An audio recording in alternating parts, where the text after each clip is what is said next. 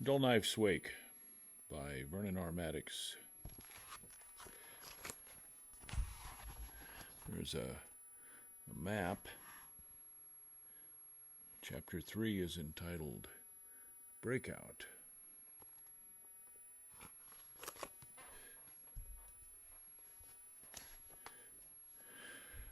The dramatic run to the north that many call Dull Knife's Raid was, by any accounting, a tragedy for all concerned, especially for the old chief. Although historians name the episode after Old Man Chief Dull Knife, he actually played a subordinate role in both the decision to leave Indian Territory and the organization of the escape from the barracks at Fort Robinson. Wild Hog and Little Wolf, the most influential leaders in the breakout from Darlington, apparently had no specific objective in mind other than to leave Indian Territory and make their way back to a familiar environment in the border area of northwest Nebraska, northeast Wyoming, southwest South Dakota, and southeast Montana. Unlike the well-planned and clearly calculated dash to Canada by the Nez Perce year before, the Cheyenne had no real refuge in the north. None of the Cheyenne are known to have ever visited Canada and would have been at a loss if they had gone there. Their friends and relatives among the Sioux were living on the reservations far to the north of their old hunting grounds, and the authorities would surely have arrested them if they had shown up en masse at Pine Ridge. Montana and Nebraska were being settled rapidly, and other tribes claimed land in the two states, leaving little room for the Cheyenne.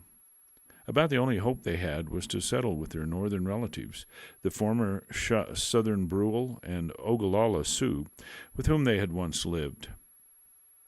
In this, they were doomed to be disappointed, because while the Cheyenne were en route to Darlington in Indian Territory, the old Red Cloud Agency was moved from Fort Robinson up the river nearly 60 miles into South Dakota, where the Ogallalas and Brules settled at the Pine Ridge and Rosebud agencies. But little of this was known to the northern Cheyenne. They were determined to find a home in the north. By early morning of September 10, 1878, at least 346 of Dull Knife's people had abandoned their camp, leaving their fires burning brightly, and headed north. Unseen by any guard or sentry, they melted into the morning stillness and moved swiftly along the North Canadian River. Veteran warriors, proud young women, old women and men, young boys and girls, and even infants rode noiselessly through the night, mostly on stolen horses. The first to leave was Black Crane, who Mary Sendoz called Wayfinder. Behind or alongside him came Dull Knife. After an hour, Little Wolf's wife, Feather on the Head, rode out of camp leading the women, including Dull Knife's two wives, Short Woman and Pawnee Woman, and Dull Knife's oldest widowed daughter, Cominha. Behind the chief's wives came the warrior woman Buffalo Calf Road, carrying her youngest baby. Little Wolf, Wild Hog, Black Coyote, and a large group of adult warriors and older boys waited several minutes to let the women get a good head start, and then they moved out. Tanglehair and his dog soldiers formed the rear guard. Another hour passed, and the last dog soldier slipped away and jogged silently up the river to where the ponies were hidden. By 2 a.m., the village was deserted. Not long afterward, the reservation police stopped at the camp to investigate. At 3 a.m., Agent Miles awoke to a loud pounding on his door. Peeking through a crack in the door, he saw two Northern Cheyenne police standing on his stoop.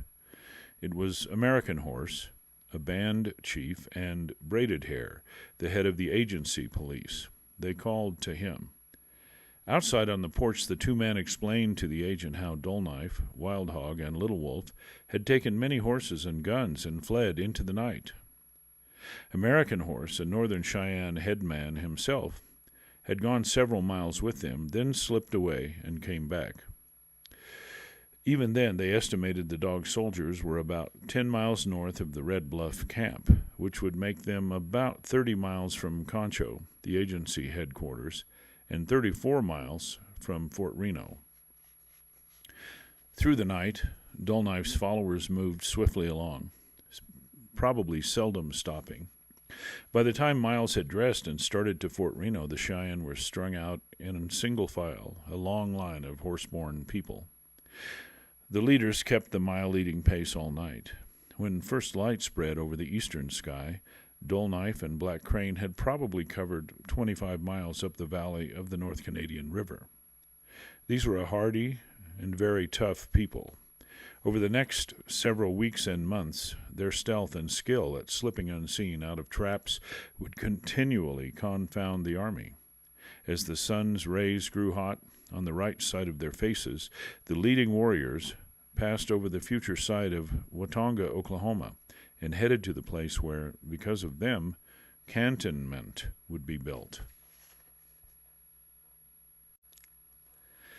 Ahead of Black Crane and Dull Knife were many new things. In the year since their journey to Indian Territory, a number of changes had occurred. Kansas towns and hundreds of new cattle herds dotted the prairie. The best water holes were continually occupied. The Santa Fe and Union Pacific trains routinely crossed back and forth through the old frontier at 40 miles an hour between Colorado and eastern Kansas. Here and there, wooden towers could be seen, sporting shiny new windmills. Thousands of tons of barbed wire were in transit, the wire dooming the open range. Between the Cheyenne and the Sand Hills of northern Nebraska lay 3 major towns, 3 lines of telegraph wires, and 3 railroad lines. The Cheyenne knew these things were changing the plains, and it hung darkly over them, disturbing them, and adding to their stress. After passing the place where the town of Canton, Oklahoma, now sits, Dull Knife and Black Crane turned north and headed up the watershed away from the North Canadian Valley. Behind them, the northern Cheyenne were strung out for a mile or more. The tired people coaxed their tired ponies up over the watershed and started down toward the next river, the Cimarron. By late evening, they had struggled across the half-mile wide, nearly dry riverbed, full of quicksand and its trickle of salty water. On the west, or right bank, looking downstream, there was a broken line of gypsum bluffs and steep hills. They traveled with relative ease along the left bank. As they made their way up the river, the impassable mass of great red caprock mesas across from them gave way to gypsum formations and towering bluffs.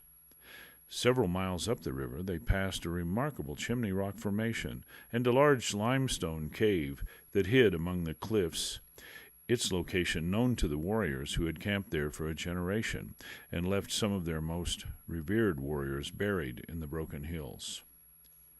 As the day waned, the leaders rode easily along the Cimarron and stopped at the mouth of Turkey Creek. Today the creek runs into the Cimarron on the eastern edge of a little grass strip airport just a mile east of Freedom, Oklahoma. Here the Cheyenne rested while scouts headed up the stream bed. After traveling nearly 100 miles, they were now less than 20 miles from the Kansas line. 11 miles up the creek, they came to a spring that gushed clear, cold water into the creek bed. At Turkey Springs, the Cheyennes stopped and rested for a few hours, and the band split into several groups of 10 to 20 men. Long before the sun came up the next morning, Dull Knife and several older men led the women and children directly north into Kansas, moving down to the Salt Fork of the Arkansas River before turning west. One group of warriors followed behind the women for several miles, then turned north, seeking horses from various cattle ranches that dotted the area. Another group of warriors and young boys headed west along the Cimarron. Little Wolf and most of the veteran warriors dug fighting pits on the top of the towering red hills above the creek and waited for the 4th Cavalry. Meanwhile, just about dawn, 15 miles north of Turkey Springs, Dull Knife struck the upper reaches of the Salt Fork and turned toward the Big Bend of the Cimarron River. The Cimarron follows the state line from the west, staying in Indian Territory, and then loops up into Kansas in southern Clark County before heading due south toward Turkey Creek. Probably at the present site of Buttermilk, Kansas, Dullknife left the Salt Fork and headed west toward the Cimarron. At the Cimarron, he headed up what the Army knew as Mosquito Creek, but cattlemen called Kiger Creek, one of the boundary streams of the Western Cattle Trail. By now it was late morning, and the exhausted people followed numbly up the winding creek north for a long, difficult 15 miles. Finally, after the sun reached its zenith, Dullknife and his group came to a high hill on their left. In a long train, the women and children trailed wearily up over a grassy hillside, crossed a meadow, and filed down into the cool shade of a hidden limestone sinkhole full of clean, pure water. Just over the hill to the west was a giant crater, a perfect natural corral. This was their refuge. Settlers who eventually migrated to the area in the 1880s soon discovered the place and named the waterhole St. Jacob's Well. The large grassy crater nearby they called the Big Basin. Located in the west center of Clark County, the Big Basin is an undrained limestone depression about a mile in diameter and 100 feet deep from rim to valley floor. The flat bottom of the nearly circular sunken valley is thick with grass, even in drought. Although it appears to be a meteor crater on first glance, 20th century geologists say that it is a water-leached limestone sinkhole. St. Jacob's Well is not in the Big Basin, but is in a smaller version nearby that plunges down beyond the rim on the east side. This is a year-round pure water source that apparently all the Plains Indians used. Incredibly, in all the Army and civilian reports of the county before and during Dullknife's chase, there is not one mention of either the Big Basin or the well. Neither of these features appears on any of the military maps of the time. Apparently no white person, scout, soldier, or cowboy, was aware of either place, or at least none told the Army. Almost like a state secret, the Plains Indians seem to have hidden this oasis from their enemies for decades. The importance of the well to the Cheyenne escape lies in the fact that the region was in a drought that summer. A Dodge City newspaper indicated that local authorities had reported that less than an inch of rain had fallen during the previous month and that there was no running water in the stream beds. Over the hills and out across the flats, grass and scrub brush dried to a brittle husk, leaving little for the horses to eat. Back along Dullknife's wake, the trail along the Cimarron was so dry that clouds of dust swirled up, covering people and horses with a white sheen. While Dullknife's group was making its way along the Cimarron River and Cheyenne warriors dug into the cliffs at Turkey Springs, Agent Miles met with Colonel Misner, the commanding officer of Fort Reno. 2 days earlier, Misner had ordered Companies G and H of the 4th Cavalry out in the field to guard the Cheyenne. Captain Joseph Rendelbrock commanded these 2 companies. Now they were the best hope to catch the Cheyenne. Misner and Miles rode out to Rendelbrock's camp and ordered him in person to take his battalion and capture the fleeing Indians. All tents and supply wagons were left behind, and Misner denied the force encumbrances like cannon, Gatling guns, or ambulances. Misner told Rendelbrock to turn back the Cheyenne. If they did leave the reservation, they must be cornered and driven back before they reached the Arkansas River in Kansas. By 7 a.m. on September 10, Rendelbrock, Captain Sebastian Gunther of Company H, and their 4 junior officers organized a plan of march. The companies packed 4 days' rations from the supply wagons onto pack mules. Unnecessary equipment and extra baggage, including most of the troopers' personal gear, went into the quartermaster's wagons, and the extra horses were tied in back. Some of the troopers, no doubt, thought of their long rows of neat and comfortable cots lined up in the empty squad bays on the west side of the parade ground. No one would sleep there for the next 45 days. By 8 a.m., the cavalrymen finished their breakfast of coffee and hardtack. Mounting their horses, the rows of dust-colored men saluted the colors. In a column of twos, the 40 men of Company G followed Rindelbrock and his lieutenant up the trail to the north. Behind them rode 2 officers and 38 men of Company H. They were 11 hours behind the Cheyenne. The men who commanded the regiments that pursued Dull Knife and the Northern Cheyenne were highly trained, highly experienced, and highly disciplined men. Many were of German heritage, immigrants who found military opportunities in America. They were part of an influx of German mercenary adventurers who came to America before the Civil War and formed the backbone of the American Army non-commissioned and commissioned officer corps. Although many of these men had no intention of permanently settling in America, they served the country well and became an important and stabilizing clique, especially within the regiments of the regular Army establishment. This was certainly true in the 4th Cavalry Regiment before, during, and after the Civil War. So prevalent were German names in the 4th during the 1870s that one might be excused for calling it the Prussian Cavalry. The garrison cavalry at Fort Reno, Companies G and H, had long been associated with their commanding officers, Rindelbrock and Gunther. Rindelbrock was the senior field commander of the Fort Reno Battalion, and on him fell the responsibility of keeping Dull Knife on the reservation. No doubt many times during the long weeks of pursuit, Rindelbrock dreamed of quitting the chase and returning to the arms of his second wife. On first glance, it is difficult to understand why these seasoned officers would have so much difficulty with Dull Knife and the Cheyenne. An obvious answer might be that the Cheyenne simply were better fighters and outsmarted the cavalry. This implies that the soldiers were dull and their officers were incompetent, which seems too harsh for such an experienced group. It is hard to understand how anyone could be better trained or prepared for their mission against Dull Knife than Rindelbrock and Gunther.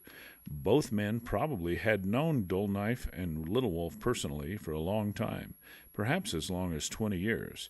They both had fought the Cheyenne in dozens of small and large skirmishes, perhaps even hand-to-hand on occasion. One wonders if it was precisely because the 2 men knew the Indians so well that they became frightened and acted so utterly confused under pressure. At the point north of Concho, where the valley spreads out wide and flat, a group of Indian scouts and several members of the Cheyenne Arapaho Police Company caught up with the cavalry. Sergeant Braided Hair led a group of Cheyenne and Arapaho scouts. They rode their ponies along the edge of the trail in no particular formation. Though dressed in Army uniforms, both the scouts and police had a distinctive look, personal decorations marking them individually. Feathers waved from some of the wide-brimmed hats, while others had long scarves, which flapped in the wind. Beaded bands decorated the brims of most of the men's hats. Nearly all scouts preferred moccasins to boots, and a few had hacked out the seat of their pants and wore loincloths below their blue coats. All Arapaho scouts were from Left Hand's band. They were joined by mercenary Delawares from the eastern Indian Territory and a sprinkling of Shawnee and Kickapoo. The Northern Cheyenne scouts, now riding against their old friends, saw no particular moral problem in carrying out the duties of their new job. Missing was a famous white scout, Ben Clark. He had been sent to Fort Lincoln in Dakota Territory to help the Army escort Little Chief's band of Northern Cheyenne down to Indian Territory. In his place, the regiment's commander sent Philip McCusker up from Fort Sill. McCusker, a former Confederate, was married to a Comanche woman and could interpret several languages, including Cheyenne. Behind the cavalry and scouts came several pack mules, hurried along by their civilian packers. Back at the fort's signal office that morning, Misner wrote out a report and gave it to the telegrapher to send to General Phil Sheridan, the commander of the Western Army. An irony was that Sheridan and the high command would know of the Cheyenne escape nearly a day earlier than the garrison at Camp Supply. Somewhere along the trail, probably near the site of Cantonment, Rindelbrock dispatched a courier to ride up and warn Fort Supply's commander, Major Henry Augustus Hambright. This unnamed trooper took his duty seriously and rode hard through the night and all the next day, arriving at Fort Supply at 8 o'clock the following morning. Camp Supply, established by Alfred Sully and George Custer, was a mile above the confluence of Wolf Creek and Beaver River in the northwest part of the Cherokee Outlet. Though temporary at first, it became one of the most important posts on the frontier for controlling the Plains tribes. In 1878, its commanding officer, Hambright, like Misner, was a general of volunteers in the Civil War. He had earned a reputation as a stern disciplinarian.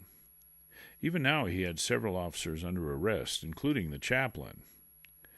Hambright read Rindelbrock's message and immediately ordered Captain William C. Hemphill and Second Lieutenant Matthew Leeper, Jr. to take the 40 men of Company I and ride to Kansas and establish a blocking force. Hambright probably had misgivings about his officers. The captain had proven unreliable, and the lieutenant had just come off court-martial punishment. However, they were the only force available that might cut off the Cheyenne. Hemphill was directed to take the 30 men of Company I and set up a blocking force on the main military road between Indian Territory and the Cimarron Crossing on the Arkansas River. Looking at the map, the two agreed that the best place to wait for the Cheyenne would be near the old trading post and relay station at Soldiers' Graves. Running through the heart of Clark County, the military road from Camp Supply to Dodge City crossed Bear Creek near the Reynolds Stagecoach Relay Station. The land around the clump of cottonwoods at the site could be defended and would make a good base of operations for the search. Regardless of his feelings toward Hemphill, Hambright had few misgivings about his chief of scouts. This was the one-legged old-timer Amos Chapman. Like his counterpart at Fort Reno, Ben Clark, Chapman was a legend in the West. One of only 2 civilians who had ever won the Medal of Honor, Chapman was married to a Cheyenne woman, and they lived on the post.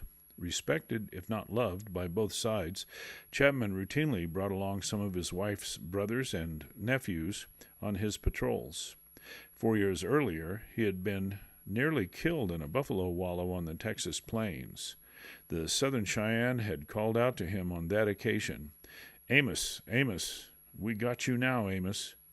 Chapman and his Cheyenne brothers-in-law rode with a mule-riding Delaware named Jim Coon, another resident of Camp Supply. Around noon, some 2.5 hours after being briefed by his commander, Hemphill called out Company I. The troopers trotted out in double file through the gate, leaving behind the buildings of Camp Supply. Swinging west for a half-mile, he turned up the Fort Dodge Road and headed north toward the high ground of Devil's Gap and Buffalo Springs.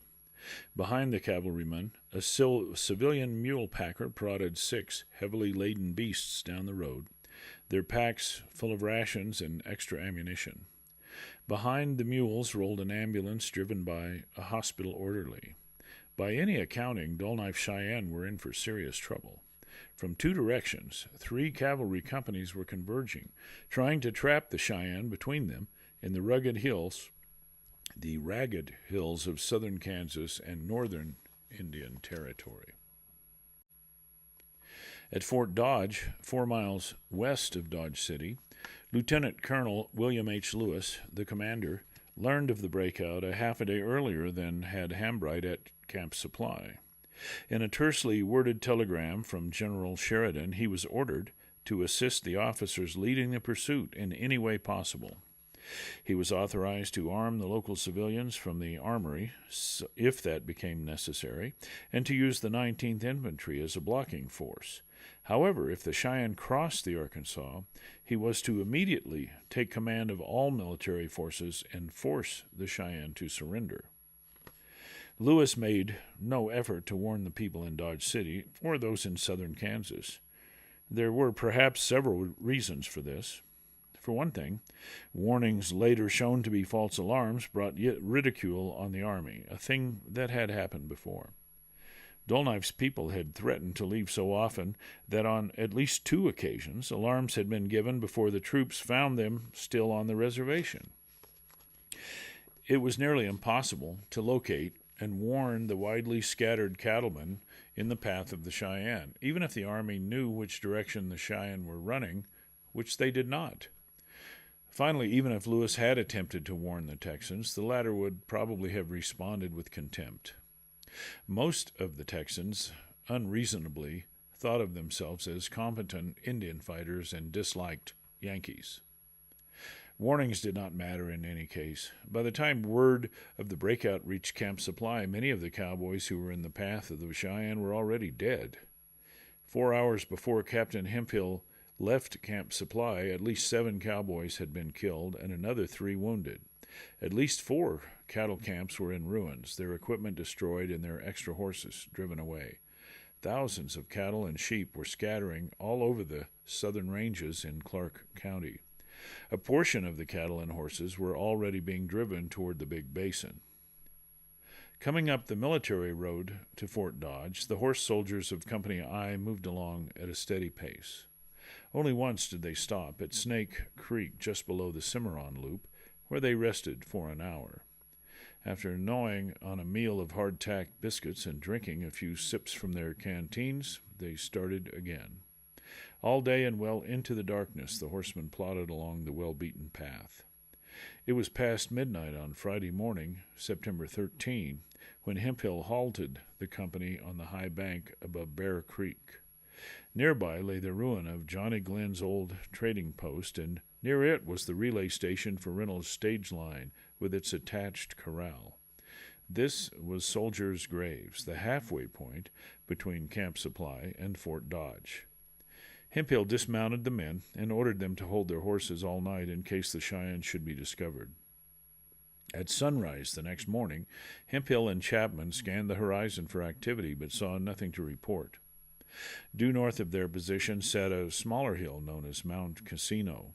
George Armstrong Custer himself had named the higher hill behind Mount Jesus in 1868. 10 miles north and about the same distance west of Soldiers' Graves, there is a billiard table flat land, but the area in central Clark County is slashed and broken by 4 deeply eroded creeks.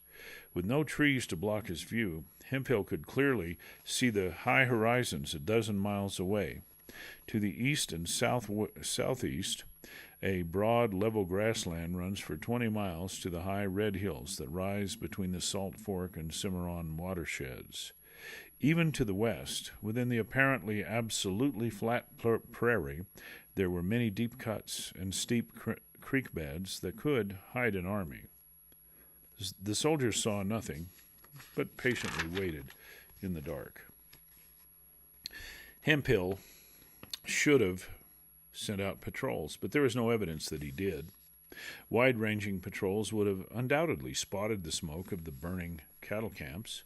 Within 10 miles of Soldiers' Graves, there were at least 6 camps of cattlemen, some as close as 6 miles. Hemphill must have passed some of the cattle camps, but he never mentioned them. He could have sent Chapman and some of the Indian scouts to meet Rindlebrock, but he did not do that either. The cool, dry morning passed, and the September heat rose over the soldiers. Lips were parched, and the saddled horses grew restless. All day the company lay by the relay station. By late afternoon, Hemphill, against all good sense, decided to abandon his position and retreat to Fort Dodge. By 4 p.m., Company I moved warily up the road toward the northern hills. This was perhaps the single most defining moment for the cavalry in the Dull Knife chase. Unaware that he was being constantly observed by the Cheyenne in the hills to the north, Hemphill wasted the army's best chance to keep the Cheyenne in the south. If nothing else, if he had stayed at Soldiers' Graves, he would have effectively blocked the Cheyenne. The presence of 50 fighting men in the center of Clark County would have forced the Cheyenne to retreat westward a week before they were ready. Once the Cheyenne were freed of Company I's threat, however, they could move or stay anywhere they wished. The Cheyenne quit worrying about being trapped between 2 forces. As Hemphill's dust settled over Clark County, 30 miles to the southeast, there was another place that was soon to become soldiers' graves. End of chapter 3.